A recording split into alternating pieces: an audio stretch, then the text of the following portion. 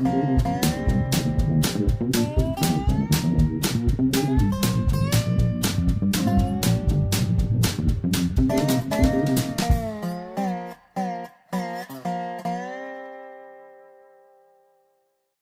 is Dave Monk, Prairie Monk, WEFT Champaign 90.1 on your FM dial. And Dave on the board making mistakes. And no, we're very lucky to be doing what we're doing. There's a time when we thank people for the things that they've done, and we commiserate with people who have had a difficult time. And we're in wonder and awe of all sorts of things. We thought we'd run a Christmas song by the Kinks. We've been talking about the Kinks lately because they were sort of Beatles era, but they always had issues. And Dave has a Kink Christmas record to play. And think about that, because part of our life is doing what we can do and using our talents and improving the world generally if we can. It's not that we think that people in the past didn't have brilliant minds, because they did. It's just we're in a different era, and we have to appreciate that and say thank you at this time in Christmas, and a happy Christmas to all of you.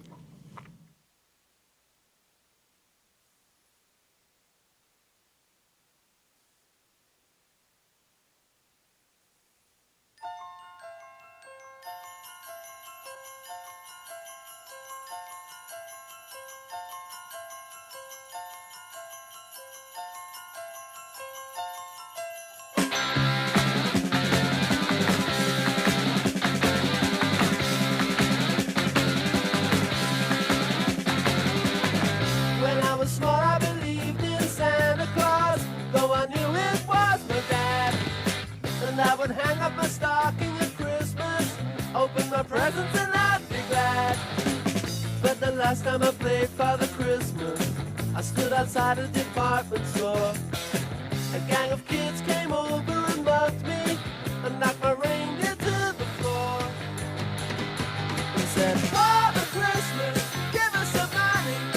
Don't mess around with those silly toys. We'll beat you up if you don't hand it over. We want your bread, so don't make us annoy. Give all the toys to the little rich boys."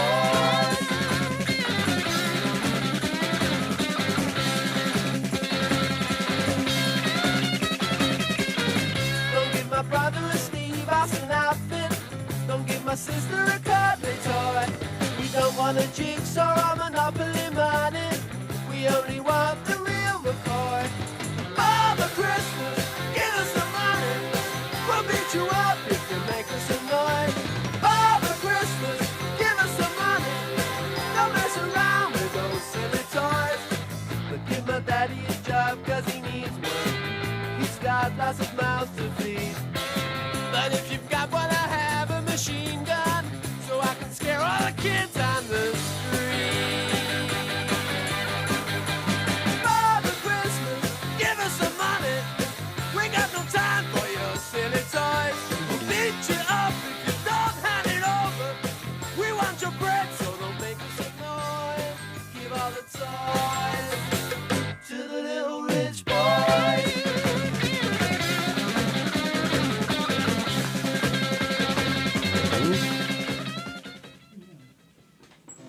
Dave might have a comment on the Kinks.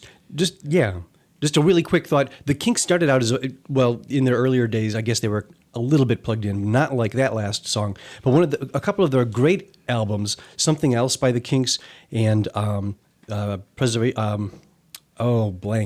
on the name of it, Village Green Preservation Society, were really very almost like folk rock. They were much more stripped down. So it's very funny to listen to this song. I was telling Dave while we were listening to it, this song sounds almost like they were intentionally trying to sound like The Who, with loud very forward guitar, and the harmonies, I swear, were stolen almost directly from some of the harmonies that the Who did. Very, very fun song. I really like the fact they don't want Monopoly money; they want the real McCoy. That was a clever line.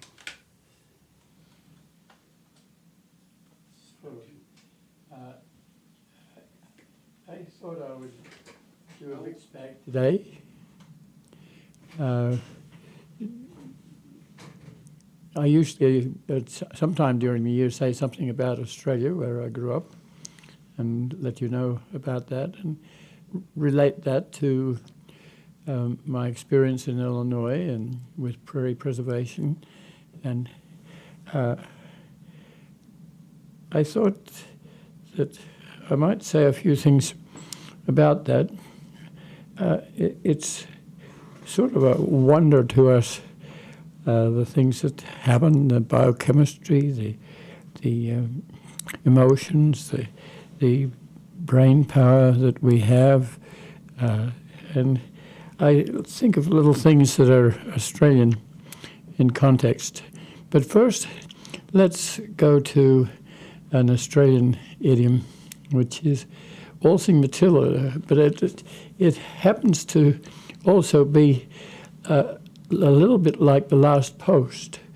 And I remember hearing the last post for the first time when we went to 60 mile away to a high school where it was considered whether I would go to the high school. But the trip there would be a service car early in the morning, like 6 o'clock, a wait in 10 mile away in a town, and then another bus to the railroad line, and then the Brisbane Express to Coffs Harbour, and you'd get there half day finished, and you'd have to return half day early on Friday. So we decided that I would go to school at boarding school, and my brother went to school. He stayed with his cousins in Sydney and went to Canterbury High School in the city. So this is just to remind you that we have roots in some of the same things, same interests, same agriculture in a way. The US happens to be blessed with very, very rich soils, and some of the Australian background is much more on low quality soils and doing the best you can. And a little bit like the US, they also extended their agriculture into 10-inch rainfall areas where this soil wouldn't handle that, and then we had dust storms just the same as we had in Oklahoma, where people extended the agriculture too far. And so we'll talk about some of those little things that make life wonderful, whether it's here or there or wherever in the world. Let's play Waltzing Matilda with an overtone of the last post. And when you think of the last post, you might be just thinking of a World War I veteran passing on, probably suffering from gas that was distributed in World War I. And just so there's a theme of history behind here, and a culture that's a little bit different, but not too different.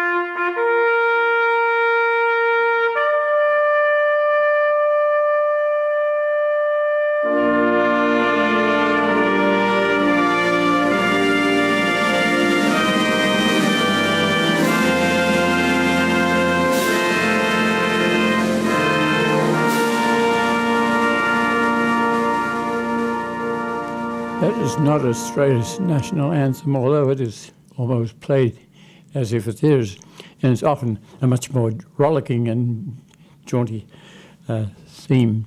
But I thought that sort of there was a memory.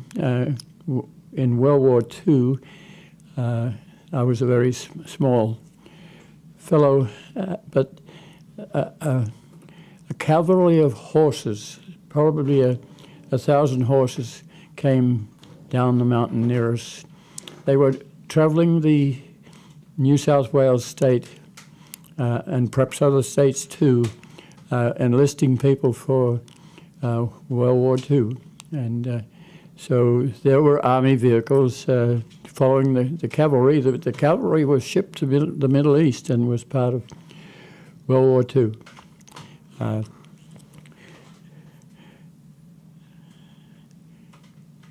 I want to say something about Australia generally. If you go to Google, Google Earth, look at Australia, look at it in context to the Indian Ocean. Think about the winds that roar across the country, especially in the lower latitudes. There's no mountains in Gondwana land. This is the plate that's moving slowly around the Earth, and is the plate that is Australia that to some extent was broken off from the Asian continent.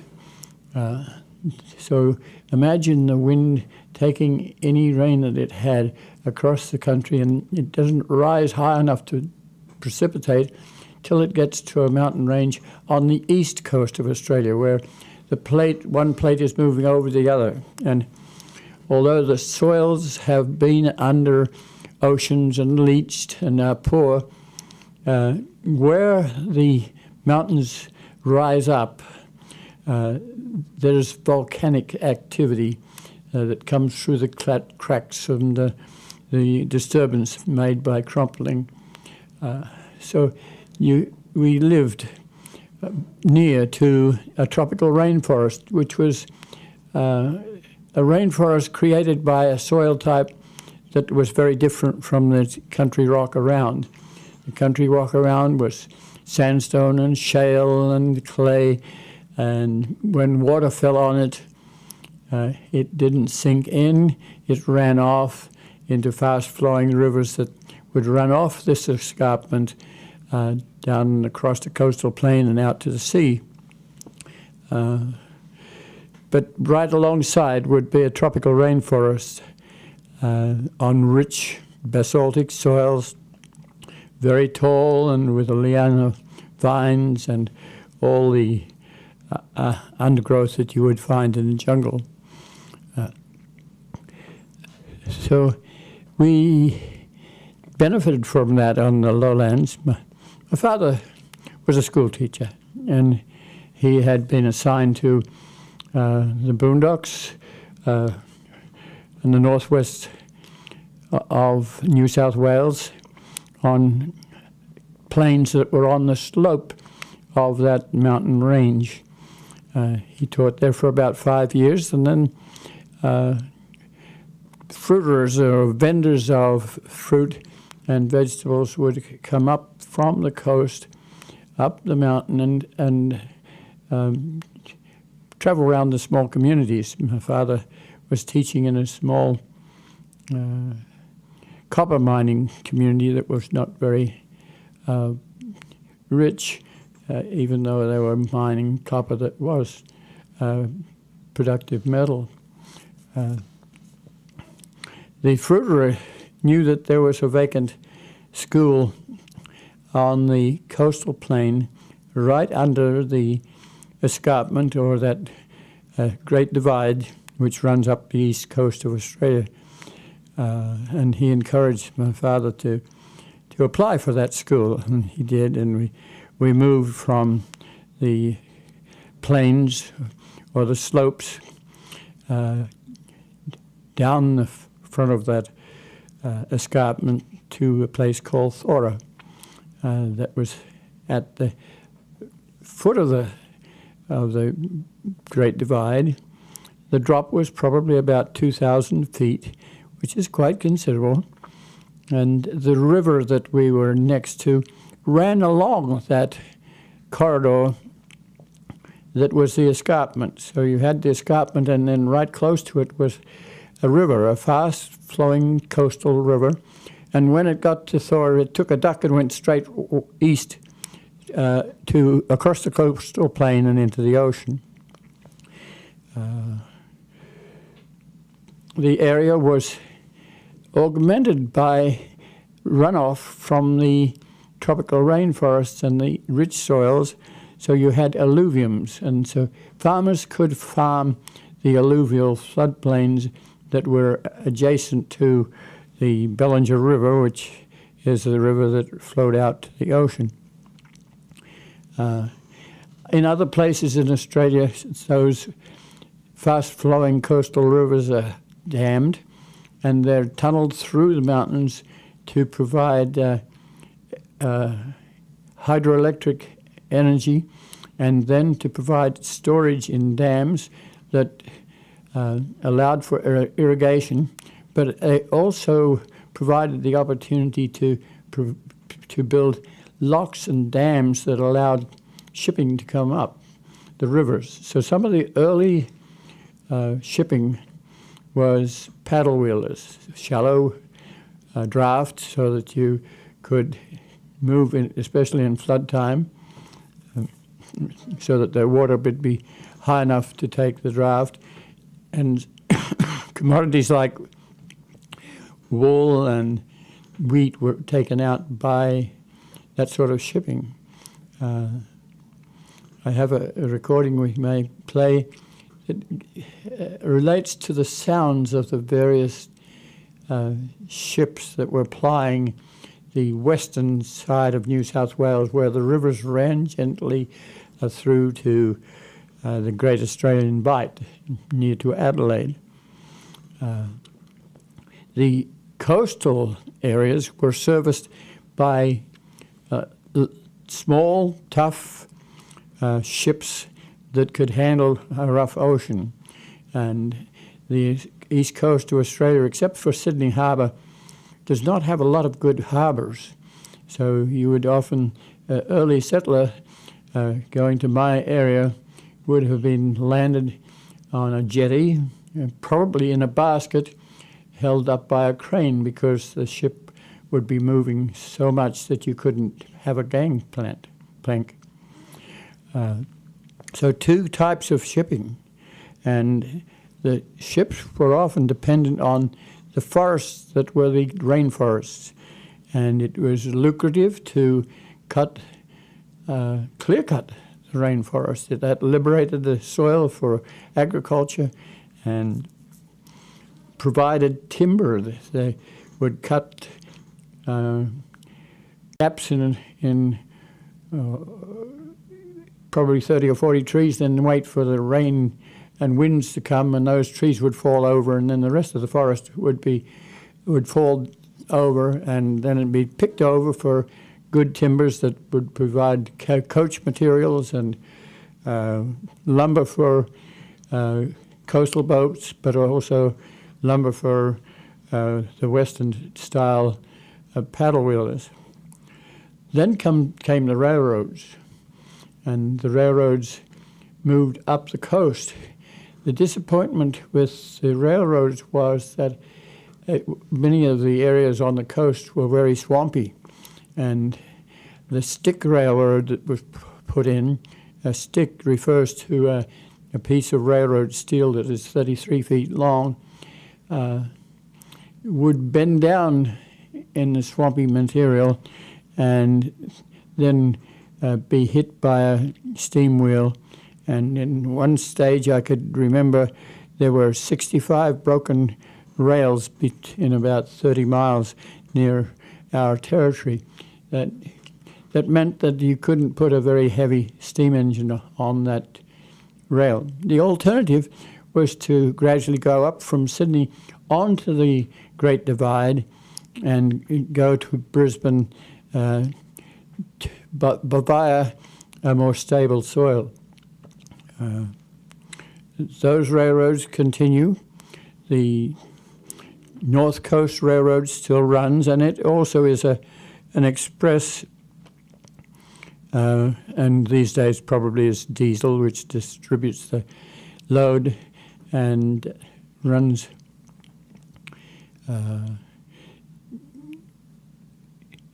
on the coastal line right into Brisbane. So you can choose to go to Brisbane in two different ways. Something the same happens with Victoria. You can go to Melbourne, and in that case, the rail runs along the divide rather than on the coastal plain. More recently, we've had roads, and we've had the gas to be able to do road work, but even so, the Australians are now putting in railroads that are heavy-duty freight lines, very much the same as what is happening here. The counterpart here was to have the Mississippi with 29 dams and water available for paddle wheelers to come right up the Mississippi. And that mode of transportation has not been eliminated. Some of the canals that ran into the Mississippi and other rivers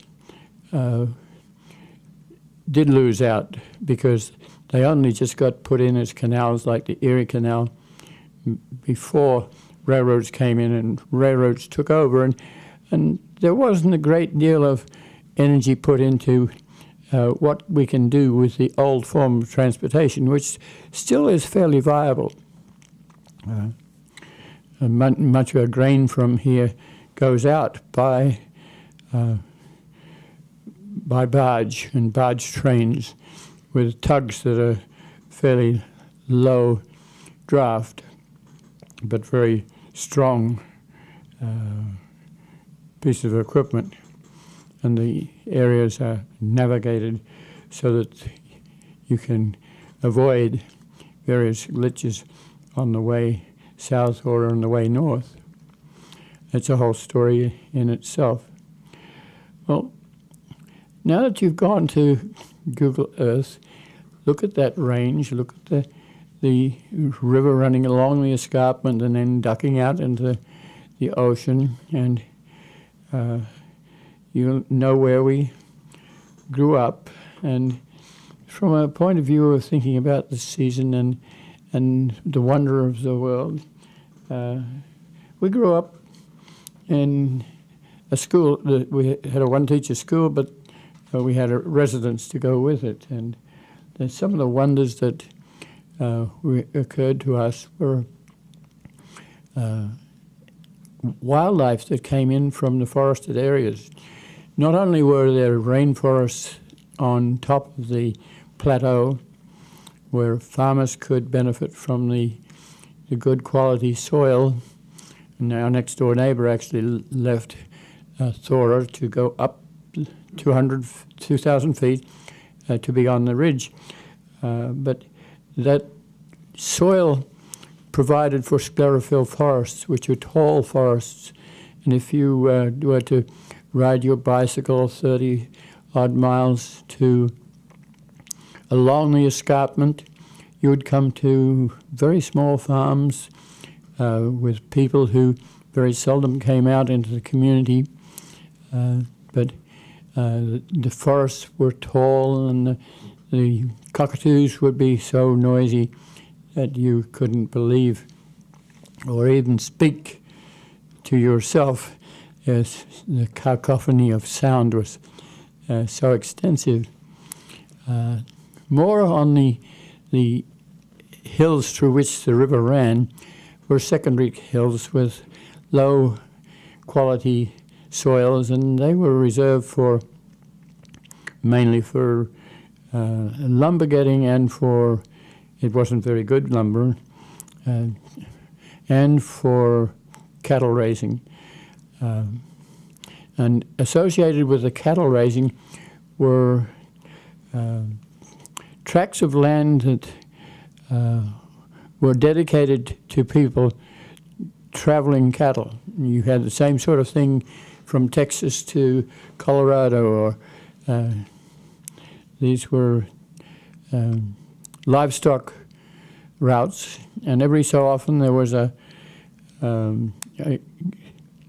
common ground where you could house perhaps 200 cattle for a night before you moved on. And that was in an era when you didn't have livestock trains. You drove your cattle to market, and as you drove them, if you drove them too fast, they lost weight, and the quality of the meat that was generated was very gamey, and it often meant that on the coast you would have to reconstitute those cattle. More recently, trucking came in. Near our home there was a common, and there was a set of sheds from which the Hutton organization collected farm hogs and pigs that would be sold, and they would be taken to town by early trucks, and most of those trucks would have had hard tires and that sort of day, and the cab would be open so that your driver could get in and out. That eventually was replaced by rubber-tired vehicles, many of them coming from World War I, retired from that field. Old Leylands and British trucks that did a lot of the early road work. The roads were steep curves and sharp rises for 7 miles. If you went up the hill to Dorrigo, you needed quite a good vehicle. You also needed a driver that could change the gears properly. If you missed your gear, you would possibly run backwards, and I've seen that happen. The little community we were in had a post office and a phone exchange. Most all the telephones were on party lines, so you could talk to each other, and if you had anything private, you had to decide how to tell people to please get off, or have some code. There was a hall and a church and a school, and they were not near to each other, they were disjunct. But often the facilities were used generally by the community. We were on Tipperary, which gave you an idea of where the country was that supplied some of the people. It's very Irish. The 1/5 of Australia's population at settlement time was Irish.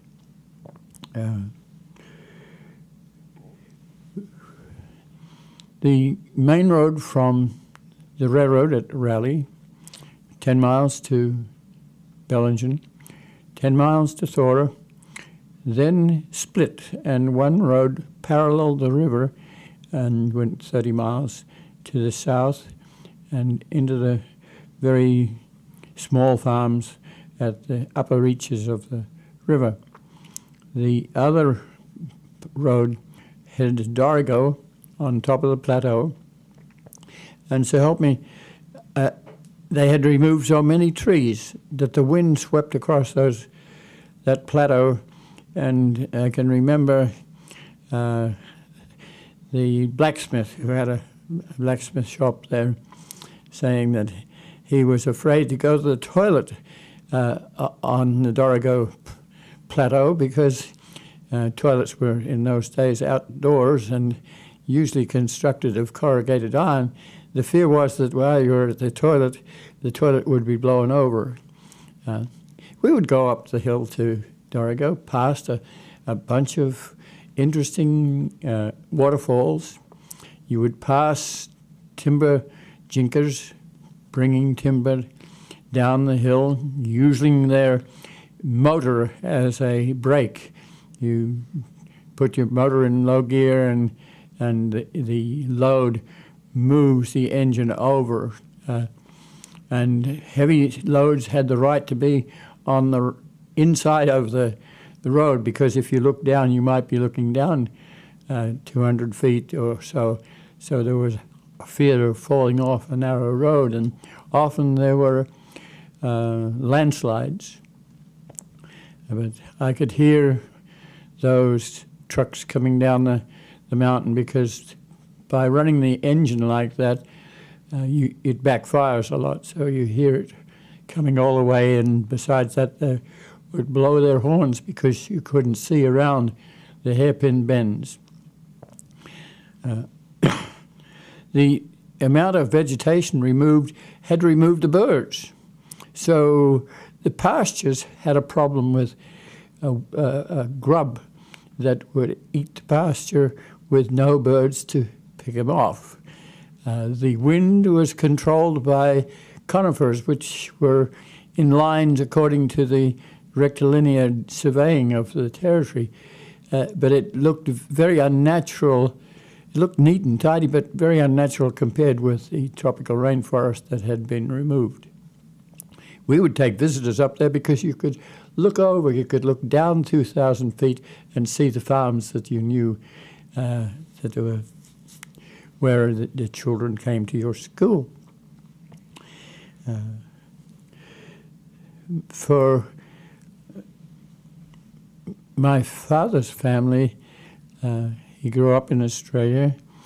It was a Victorian era. You had lots of children. So my father was the seventh boy, but the 14th child. He was the last child. And we used to have a friend who was across the way who had a farm. His name was Woody Cleaver.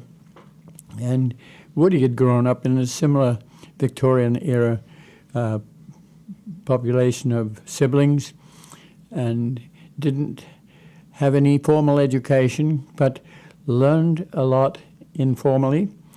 Was to some extent educated by his mother, who would sit everyone down on Sunday and they would have to listen to the Bible. And she would watch carefully to see if anyone was goofing off. But this is the sort of gentleman that became a landowner who helped to generate farms for his children. He would be on the butter factory board or on the Parents and Citizens Associations, and a leading citizen. He was, and when I was a child, and sometimes we used to have to go gather milk from his place because our cows might be dried up waiting for the birth of another calf. And I would talk to Woody Cleaver. He had a loud voice and a moustache that he would wipe every once in a while. And the acoustics were such that you could almost hear our conversation across the valley of the river that was on his farm. He had bought the farm from the Lanes, and the Lanes had rented ground for two European gentlemen, Mr. Cornt and Mr. Pletsky, and they grew all manner of Australian subtropical fruits. The thing that you call kiwi, we called Chinese gooseberry, and we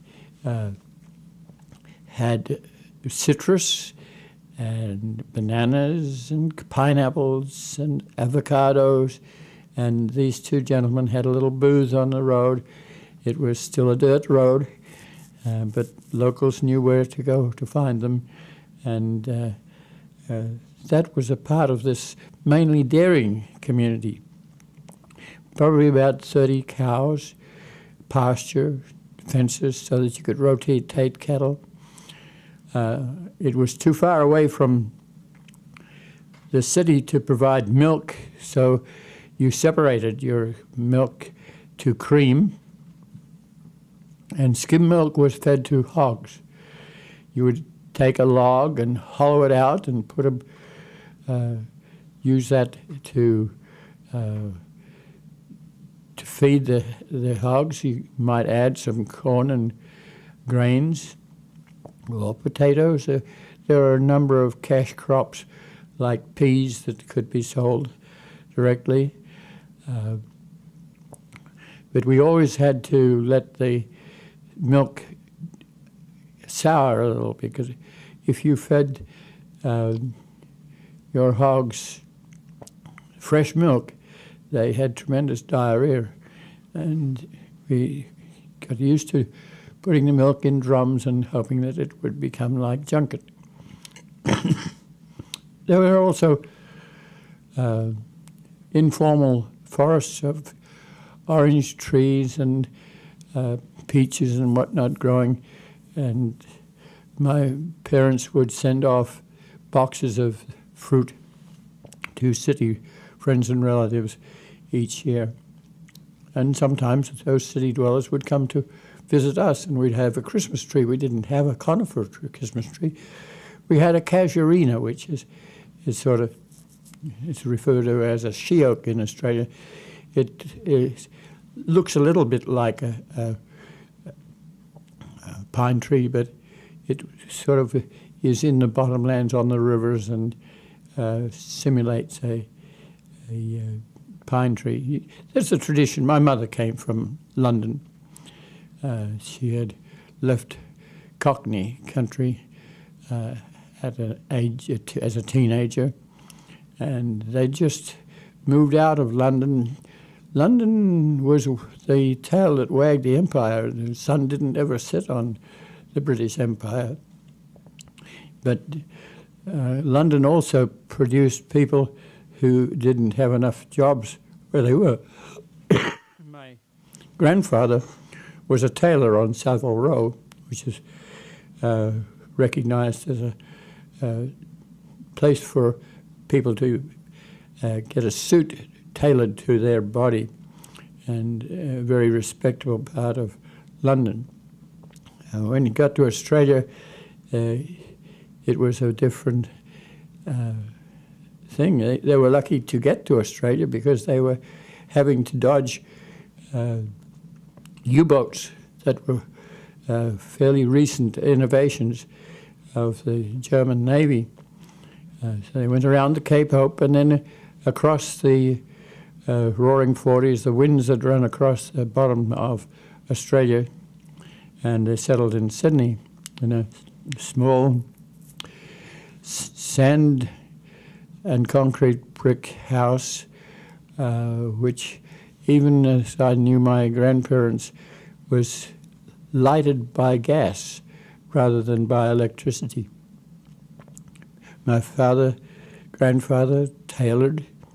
He went to work with a top hat and tails, which was not really what the rough and tough Australian settler, who was largely convicts that couldn't come to America anymore, went to Australia. So the established group would give my grandfather a rough time for being sophisticated. But he survived, and so did my mother. She studied art and eventually was employed to sketch racegoers with fancy fashion dresses, and her task was to go back to a factory with 18 seamstresses and make dresses that were of a different ilk, a different price bracket. Cheap. And my mother was good as a seamstress as well as an artist. And later, when she married my father, she was the sewing teacher for the school children. So going back to school, we had cows. We had cows, probably no more than 10, but they lived in what was the horse paddock. The horse paddock was provided by schools for children that came to school by horse, and some did, but not as many anymore. It was an era of horse retreat because you had vehicles and people could drop off their children and the like. but the cattle could use that area, and I would get up at 6 o'clock in the morning and go down and wake the cows up and bring them in for milking. And then during the day, they would wander along what was called in the vernacular a long paddock. It was, you were eating the grass that was on the right-of-way on either side of the road. So in the afternoon after school, we would get on our bicycles and head for the post office to find out where the mailman saw Monk's cattle today. And if they were going uphill, there was didn't very much go uphill. That wasn't very productive. It was, and towards Bellingen, yes, they could be 3 miles away, or they could be up to along that escarpment road, up to 3 miles too. So we would ride and collect our cattle and bring them back and milk them. And it was an era of growing up with a breakfast table where tiny little wrens would be bouncing around, perhaps eating your butter or picking at your bread. Tiny, tiny creatures that you have to wonder how their biochemistry works. And to dance in such a way that is amazing. So we would sit there. My mother had we had a fern house at the end of our breakfast table. It was mainly maidenhair ferns and plants that grow in the tropics. And underneath these plants there would be lizards and a charming little frog. It was about 1.25 inches long. And my mother would take tepid water and dribble it on this frog, and it would wash its face in such a human way. It almost was waiting to be serviced with this shower of water. The lizards would get to know you. A lot of our animals were, or all our animals were pets. You got to know which one was shy and which one was poke its nose under your arm, hoping that you might have an apple or something that they could eat. I can remember Woody Cleaver, the farmer nearby, coming to check my junior farmer cow. Our next door neighbor had decided to go up to Dargo, up that hill and get good soil. So he bought a farm on the escarpment, or on the plateau above the escarpment. And his best milking cow gave birth at that time, and he didn't have the opportunity to take the calf. So that calf became my junior farmer cow.